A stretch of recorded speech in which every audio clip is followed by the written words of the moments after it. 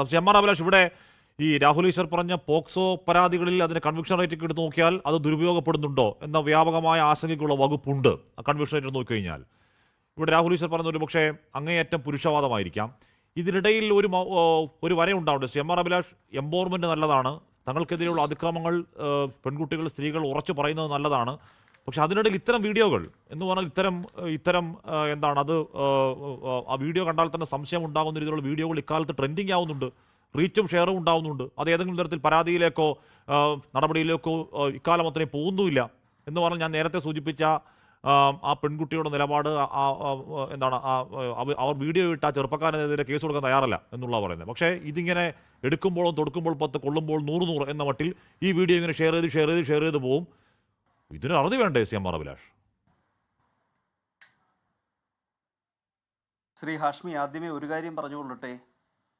കുറ്റാരോപിതനായി മരണപ്പെട്ട വ്യക്തി, ആത്മഹത്യ ചെയ്യപ്പെട്ട വ്യക്തി കുറ്റക്കാരനായിരുന്നു എന്ന് ദ്യോതിപ്പിക്കുന്ന ഒരു ചർച്ചയും നമ്മുടെ ഭാഗത്ത് പാടില്ല ഇന്ന്. കാരണം സ്വയം ഡിഫെൻഡ് ചെയ്യുവാൻ അദ്ദേഹം ഇല്ല എന്ന് മാത്രമല്ല, ഈ വിഷ്വൽ വളരെ സംശയം ജനിപ്പിക്കുന്ന രീതിയിലാണ്. ഇനി ഡൽഹിയിലിരുന്നു കൊണ്ട് എനിക്കത് മുഴുവൻ പരിശോധിക്കാൻ ഉണ്ടായ പരിമിതി കൊണ്ടാണോ എന്താണെന്ന് അറിയില്ല, അവൈലബിളായിട്ടുള്ള ആ ഒരു വീഡിയോ ക്ലിപ്പ് എന്ന് പറയുന്നത് ഈ ആരോപണം ഉയർത്തിയ വ്യക്തി മരണപ്പെട്ട ആളിൽ നിന്നും കുറച്ച് ദൂരം പാലിച്ചുകൊണ്ട് വളരെ വ്യക്തമായി ഒരു ഫോട്ടോഗ്രാഫറുടെ സ്കില്ലോടുകൂടി അയാളെ ആ ഫ്രെയിമിൽ ഉൾപ്പെടുത്തി ഏറ്റവും സുന്ദരമായ സെൽഫി എടുക്കുന്ന രീതിയിലുള്ള ആ ഒരു ശൈലിയോടുകൂടി അദ്ദേഹത്തിനെ അതിൽ പകർത്തുന്നുണ്ടായിരുന്നു. പിന്നീട് നാം കാണുന്നത് വളരെ പ്രോക്സിമേറ്റ് ആയിട്ടുള്ള ഒരു വിഷ്വലാണ്. അപ്പോൾ ഈ ആദ്യത്തെ വിഷ്വലിൽ നിന്നും രണ്ടാമത്തെ വിഷ്വലിലേക്ക് എങ്ങനെ പോയി എന്ന് മാത്രമല്ല, അദ്ദേഹം ദൂരെ നിൽക്കുമ്പോൾ ഈ ക്യാമറ പിടിക്കുമ്പോൾ ഇദ്ദേഹം വളരെ വിദൂരമാണ്. ഒരു തരത്തിലും അവർക്ക് ചിന്തിക്കാൻ കഴിയില്ല ഇദ്ദേഹവുമായിട്ടൊരു ശാരീരികമായ ഒരു സ്പർശനമുണ്ടാകും എന്ന് ചിന്തിക്കാൻ കഴിയാത്തപ്പോൾ അവരങ്ങനെ വീഡിയോ അത്തരത്തിൽ ബോധപൂർവം എടുത്തിട്ടുണ്ടെങ്കിൽ ഇതെന്തിൻ്റെ ഉദ്ദേശമായിരിക്കാം? ഇത് കെണി വെച്ച് പിടിക്കുകയായിരുന്നില്ലേ ശ്രീ ഹാഷ്മി? അദ്ദേഹം കുറ്റക്കാരനാണ് എന്ന് ദ്യോതിപ്പിക്കുന്ന ഒരു ചർച്ചയ്ക്കും സാധ്യതയില്ല എന്ന് പറയാൻ കാര്യം, അവൈലബിളായിട്ടുള്ള വിഷ്വൽസ് ഒന്നും തന്നെ അത് സൂചിപ്പിക്കുന്നില്ല. മൂവി എന്ന വാഹനത്തിൽ ഏറ്റവും അവസാനം ഇവർ കുറ്റം ചാർത്താൻ ശ്രമിച്ചിരിക്കുന്ന ആ ഭാഗം പരിശോധിച്ചു കഴിഞ്ഞാൽ മൂവി ചെയ്യുന്ന വാഹനത്തിൽ അദ്ദേഹത്തിൻ്റെ കരം പാസീവായിട്ട് സ്പർശിക്കപ്പെടുക മാത്രമാണ് ചെയ്യുന്നത്. ആക്റ്റീവായിട്ട് ഇത്തരത്തിലുള്ള കുൽസിത പ്രവർത്തനങ്ങളിൽ ഏർപ്പെടുന്ന ആൾക്കാരുണ്ട്. അങ്ങനെയുള്ള ഒഫൻഡേഴ്സിനെ ഒന്നും തന്നെ നമുക്ക് ന്യായീകരിക്കുവാൻ കഴിയില്ല. നമുക്ക് അങ്ങനെ ആർക്കെങ്കിലും സംശയം ഉണ്ടാവുകയാണെങ്കിൽ ആ സംശയം ഉണ്ടാകുന്നത് എന്തുകൊണ്ടെന്ന് അറിയോ? അത് ഫ്രാക്ഷൻ ഓഫ് എ സെക്കൻഡിൽ സംഭവിച്ചതിനെ പരമാവധി സ്ലോ മോഷനിലിട്ട് അത്രയും മൈനസ് ആക്കുമ്പോൾ ഉണ്ടാകുന്ന ദൈർഘ്യമാണ്. അതിന്റെ ഒറിജിനൽ വീഡിയോയിൽ ഫ്രാക്ഷൻ ഓഫ് എ സെക്കൻഡിൽ പോവാണത്. അത് ദുഷ്ടലാക്കാണ് എം ആർ അഭിലാഷ്. അദ്ദേഹത്തിൻ്റെ കരം മറ്റെന്തോ മൊബൈൽ ഫോണോ ബാഗോ മറ്റെന്തിലോ അദ്ദേഹത്തിൻ്റെ കരം എൻഗേജ് ചെയ്യുമ്പോഴാണ് ഈ മുട്ട് വെച്ച് ശരീരത്ത് സ്പർശിക്കപ്പെടുകയുണ്ടായത്. അപ്പം ഞാൻ ആദ്യമേ ഇതൊന്ന് പറഞ്ഞുകൊള്ളട്ടെ. കാരണം നമ്മുടെ ചർച്ച ഇവിടെ ആരോപണം ഉയർത്തിയ വ്യക്തി വിശാല ഹൃദയയായി ഇതെല്ലാം ക്ഷമിച്ചിരിക്കണമായിരുന്നുവെന്നോ അങ്ങനെയൊന്നും നാം പറയുന്നത് മരണപ്പെട്ട ആളോട് ചെയ്യുന്ന ഒരു സൂചന പോലും വലിയൊരു ക്രൂരതയാണ്. പിന്നെ ശ്രീ രാഹുൽ ഈശ്വറിൽ നിന്നും കുറച്ച് വ്യത്യസ്തമായിട്ടാണ് എൻ്റെ കാഴ്ചപ്പാട്. ഇവിടെ ഇത് അടിസ്ഥാനപരമായിട്ടൊരു മനുഷ്യാവകാശ വിഷയമാണ്. ഇത് പരിഗണിക്കുമ്പോൾ അങ്ങനെ തന്നെയാണ് കാണേണ്ടത്. കാരണം മനുഷ്യാവകാശം എന്ന് പറയുമ്പോൾ അവിടെ സ്ത്രീയും പുരുഷനും ഒന്നുമില്ല. മനുഷ്യാവകാശ കമ്മീഷൻ വളരെ ത്വരിതമായിട്ട് നടപടിയെടുത്തിട്ടുണ്ട്.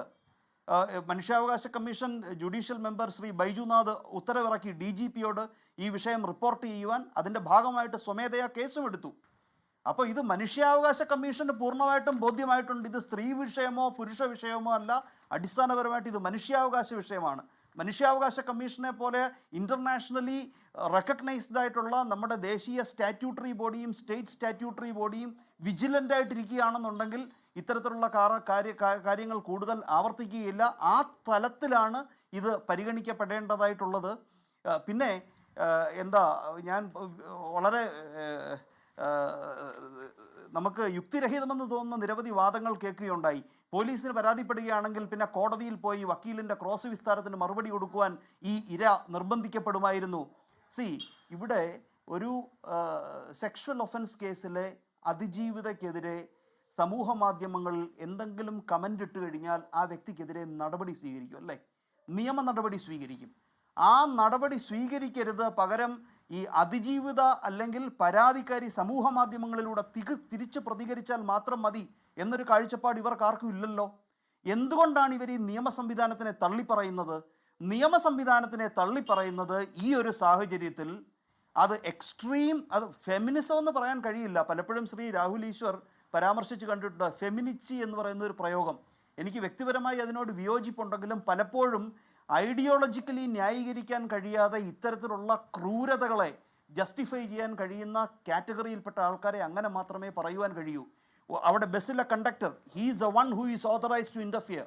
കണ്ടക്ടറിനെ അറിയിക്കാതെ അവിടുത്തെ സിവിൽ സൊസൈറ്റിയിൽ അവിടെ സഹയാത്രികരായിട്ട് നിൽക്കുന്ന ആൾക്കാരെ ആരുടെയും അവരുടെ ശ്രദ്ധയിൽ കൊണ്ടുവരാതെ പോലീസിനെ ഡയൽ ചെയ്യാൻ, ഫോണിൽ ഫോട്ടോയും വീഡിയോയും പിടിക്കാൻ കഴിയുമെങ്കിൽ പോലീസിനെ ഡയൽ ചെയ്യാനും അറിയാത്ത വ്യക്തിയൊന്നും അല്ലല്ലോ.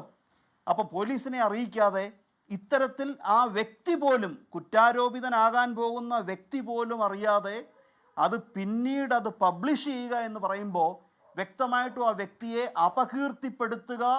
അപകീർത്തിപ്പെടുത്തി അവസാനിപ്പിക്കുക എന്ന ഒരേ ഒരു ഉദ്ദേശത്തോടു കൂടിയായിരുന്നു. അവർക്കിവിടെ റിലീഫായിരുന്നില്ല വേണ്ടിയിരുന്നത്. അവർക്കവിടെ റിലീഫായിരുന്നുവെങ്കിൽ അവരവിടെ പ്രതികരിക്കുമായിരുന്നു, നിയമ സംവിധാനത്തിലേക്ക് പോകുമായിരുന്നു. പോലീസിന് പരാതി കൊടുത്താൽ ഓരോ കേസിലും കോടതിയിൽ കൂട്ടിക്കയറി നിർത്തി ക്രോസ് എക്സാമിനേഷന് വിധേയരാകുമെന്ന് ആരാണ് പറയുന്നത്? അങ്ങനെയൊന്നുമില്ല.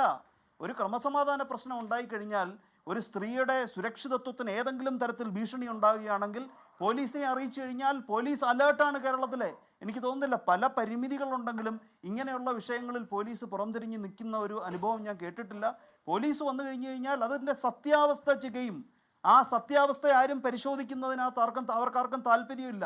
എന്ന് മാത്രമല്ല, ഇവിടെ ഒരു വ്യക്തിയുടെ സബ്ജക്റ്റീവായിട്ടുള്ള എക്സ്പീരിയൻസ് ആണ് പറയുന്നത്. വളരെ കെയർഫുള്ളി ക്യാപ്ചർ ചെയ്തിട്ടുള്ള ഒരു വിഷ്വലിൻ്റെ അടിസ്ഥാനത്തിൽ ഒരാരോപണം, അവർക്ക് സബ്ജക്റ്റീവായിട്ട് തോന്നിയ ആരോപണം അവിടെ ഉന്നയിക്കുകയാണ് ചെയ്യുന്നത്. അത് കണ്ടു കഴിഞ്ഞു കഴിഞ്ഞാൽ, ആ വിഷ്വൽ കണ്ടു കഴിഞ്ഞു കഴിഞ്ഞാൽ ബോധപൂർവം ആ വ്യക്തി എന്തെങ്കിലും ഒരു അസേർട്ടീവായിട്ടുള്ള അല്ലെങ്കിൽ ഒരു പോസിറ്റീവായിട്ടുള്ള ഒരു ആക്ടിലൂടെ ഒരു ബുദ്ധിമുട്ടാർക്കും ഉണ്ടാക്കുന്നതായിട്ട് ഒരു തരത്തിലും കാണാൻ കഴിയുന്നില്ല. ഒരു യൂട്യൂബറുടെ എല്ലാ ചാരുതയും സ്കില്ലും പ്രകടിപ്പിച്ചുകൊണ്ട് തന്നെയാണ് തുടക്കം മുതലേ ആ വിഷ്വൽ പരിശോധിച്ച് കഴിഞ്ഞു കഴിഞ്ഞാൽ ആ വ്യക്തി ആ വീഡിയോ പിടിക്കുന്നത്. ഇതൊരു ഹണി ട്രാപ്പ് അല്ല ശ്രീ ഹാഷ്മി, ഇത് കെണി വെച്ച് പിടിക്കുകയായിരുന്നു എന്ന് പറയാൻ കഴിഞ്ഞില്ലെങ്കിൽ മരണപ്പെട്ട വ്യക്തിയോട് ചെയ്യുന്ന വലിയൊരു നീതിരാഹിത്യമായ. താങ്കൾ പറഞ്ഞത് ഫോണല്ലേ? ഞാൻ മനസ്സിലാക്കിയത് അദ്ദേഹത്തിന് ദീപകിന്റെ കയ്യിൽ ബാഗുണ്ട് എന്ന് പറഞ്ഞാൽ അദ്ദേഹം സെയിൽസ് ഒക്കെ ഉണ്ടായിരുന്നു. ബാഗുണ്ട്, ഭാരമേറിയ ബാഗാണ്. ബസ്സിൽ നിന്ന് ഇറങ്ങാൻ തുടങ്ങുമ്പോഴേക്കും നമ്മൾ ബാഗ് പൊക്കില്ലേ? ആ ബാഗ് പൊക്കുമ്പോൾ സ്വാഭാവികമായി 2 മുട്ട് അങ്ങോട്ടും ഇങ്ങോട്ടും ആവും. ആ മുട്ടിൽ പറ്റിയൊരു സ്പർശമാണ്, അതല്ലാതെ മനഃപൂർവ്വമാണെന്ന് എനിക്ക് ബോധ്യമില്ല പല ആവർത്തി കണ്ടതിൽ. ഒരു കാര്യം ഒന്ന് പറഞ്ഞോട്ടെ ഹാഷ്മി. ഈ കാർപ്പി ഡീം എന്ന് പറയുന്ന ഒരു ഫ്രൈസ് ഉണ്ട്. അതായത് ക്യാച്ച് ദ ഓപ്പർച്യൂണിറ്റി. ആ ഒരൊറ്റ നിമിഷമായിരുന്നു അവർക്ക് വേണ്ടിയിരുന്നത്. ആ നിമിഷം അവർ ക്യാപ്ചർ ചെയ്തു. അതും കൈയുടെ പുറകുഭാഗം കൊണ്ട് ശരീരത്തെ സ്പർശിക്കുന്ന ആ ഒരു നിമിഷം. ഷീ സീസ് ദി ഓപ്പർച്യൂണിറ്റി എന്നല്ലാതെ നമുക്കൊന്നും പറയുവാൻ കഴിയില്ല. പൊതുഗതാഗത സംവിധാനങ്ങളിൽ മറ്റുള്ളവരുടെ സ്വകാര്യതയെ മാനിക്കാതെ ഇങ്ങനെ വീഡിയോ എടുക്കുന്നത് നിർത്തുവാൻ വേണ്ടി ബസ്സുകളിലും മെട്രോയിലും മറ്റ് പൊതുഗതാഗത സംവിധാനങ്ങളിലും എല്ലാം ഇത് എഴുതി വെക്കേണ്ടതായിട്ടുള്ള കാലം അതിക്രമിച്ചിരിക്കുന്നു. എവിടെയും ബാക്കിയുള്ളവരുടെ സ്വകാര്യതയെ ലംഘിച്ചുകൊണ്ട് തൻ്റെ സൗകര്യമാണെന്നുള്ള രീതിയിൽ പബ്ലിക്കിൽ ഡിസ്ക്ലോസ് ചെയ്യപ്പെടാൻ ആഗ്രഹിക്കാത്ത ആൾക്കാർ പലരും ഈ ഗതാഗത സംവിധാനങ്ങളിൽ യാത്ര ചെയ്യുന്നുണ്ടാവും. അവരൊന്നും ഈ നാടകത്തിൻ്റെ ഭാഗമാകാൻ ആഗ്രഹിക്കുന്നുണ്ടാവില്ല. ഒരു ഒഫൻസ് നടക്കുകയാണെങ്കിൽ സ്പെസിഫിക് ആയിട്ട് ഫോർ എവിഡൻഷ്യറി പർപ്പസ് അത് ക്യാപ്ചർ ചെയ്യുന്നതെന്ന് പറഞ്ഞാൽ ഡിഫറൻ്റ് ആണ്. ഇതെന്ന് പറഞ്ഞു കഴിഞ്ഞാൽ ഒരു യൂട്യൂബറുടെ എല്ലാ സ്കില്ലും കാണിച്ചുകൊണ്ടാണ് ആ വീഡിയോയുടെ ഷൂട്ട് ചെയ്യപ്പെടുന്നത്. പരസ്പരം മനുഷ്യരോടുള്ള ഒരു ബഹുമാനം നിലനിർത്തിക്കൊണ്ട് പ്രകടിപ്പിക്കേണ്ടതായിട്ടുള്ള ഒരു പ്രതികരണമായിരുന്നില്ല അവരവിടെ ചെയ്തത്. അവർ പിന്നീടും പോലീസിൽ ഒരു കംപ്ലൈന്റ് ചെയ്യുകയോ ഈ വിഷയം ഉയർത്തുകയോ. ലോകത്തെവിടെയായാലും ഏത് സമയത്തും 24 വാർത്തകളും ഓഗ്മെന്റഡ് റിയാലിറ്റി പാക്കേജുകളും എക്സ്പ്ലെയിനറുകളും വിശദമായി കാണാൻ ഞങ്ങളുടെ യൂട്യൂബ് ചാനൽ നിങ്ങൾക്ക് സബ്സ്ക്രൈബ് ചെയ്യാം.